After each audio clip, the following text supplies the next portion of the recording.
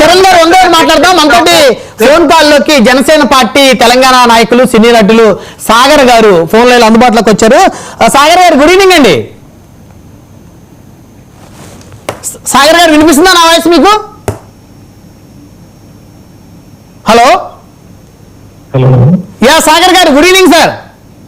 Good evening. Sir fine. మొత్తానికి Janasena party 2 వార్డులు కైవసం చేసుకుంది తెలంగాణ మున్సిపాలిటీలో. మొత్తం 300 వరకు పోటీ చేసినట్టున్నారు వార్డులు. సో మీరేమన్నా అంటే బాధపడుతున్నారా? అంటే ఎక్కువ వార్డులు గెలవలేకపోయినా సరే మున్సిపాలిటీలు అంటే అంత బలం ఇప్పుడు ఉండే పరిస్థితి కాదు. మీరు ఓవరాల్ గా మొత్తం మున్సిపాలిటీల మీద 116 మున్సిపాలిటీల మీద మీరు పోటీ చేస్తే 300 వార్డులు. సో 2 వార్డులు మాత్రం కైవసం చేసుకుంది మీ పార్టీ. సో మీరు ఎలా ఫీల్ అవుతున్నారు సాగర్ గారు? నిజంగా చెప్పాలంటే చాలా సంతోషంగా ఫీల్ అవుతుంది. ఎందుకంటే ఏదైతే పవన్ కళ్యాణ్ గారు రుణం తీసుకున్న ఫీలింగ్ ఆదిలాబాద్ జిల్లా ఆయన ఊరేగించారు. ఇప్పుడు ప్రజా రాజ్యం టైంలో వాళ్ళు మాకు తిరిగి ఇచ్చారు. ఆ డివిజన్ లో మంచిగా డివిజన్ లో సాగర్ అబ్బాయి గెలిచారు. అలాగే నల్లగొండ ఫ్లోరైడ్ బాధ్యత గురించి అలా మాట్లాడారు. అదే ప్లేస్ నుంచి నాగేశ్వరరావు విజయలక్ష్మి దంపతులు మాకు గెలుపునిచ్చారు. మాకు ఎటువంటి బాధ లేదు. అండ్ ఇన్ఫాక్ట్ మాకు ఇంకా ఎంకరేజింగ్ గా ఉంది.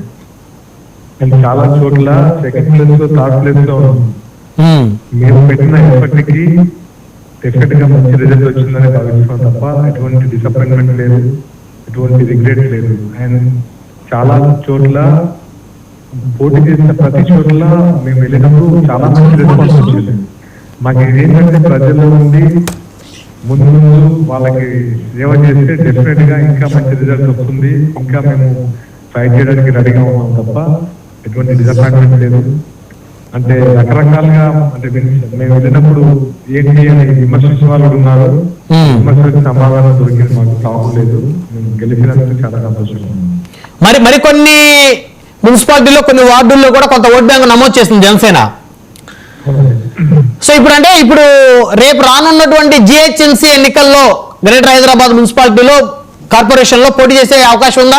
లేకపోతే ఇక్కడ 2 స్థానాలు వచ్చినాయి కాబట్టి అక్కడ ఏమైనా పోటీ చేయకుండా ఉంటాం, లేకపోతే 2 స్థానాలని బేస్ చేసుకొని సో ఆ ఉత్సాహంతో మళ్ళీ జిహెచ్ఎంసీ కంటెస్ట్ చేయడం ఉంటుందా?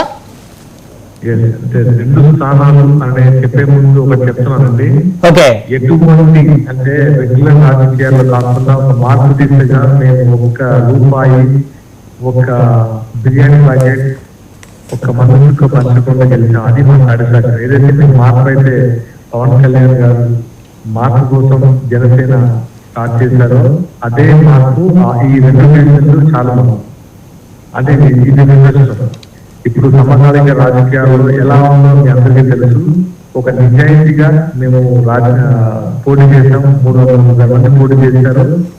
అయినా సరే జనాలు ఆదరించి ఓటేసి 2 చోట్ల గెలిపించి మిగతా చోట్ల సెకండ్ థర్డ్ ప్లేస్ లో ఉంచారంటే వాళ్ళు నేను డెఫినెట్ మార్పు కోరుకుంటున్నారు. రానున్న జిహెచ్ఎంసీ ఎన్నికల్లో ఇంకా మేము ఎంకరేజ్ ఫైట్ చేసి డెఫినెట్ గా మంచి గెలుస్తామని చెప్తున్నాను.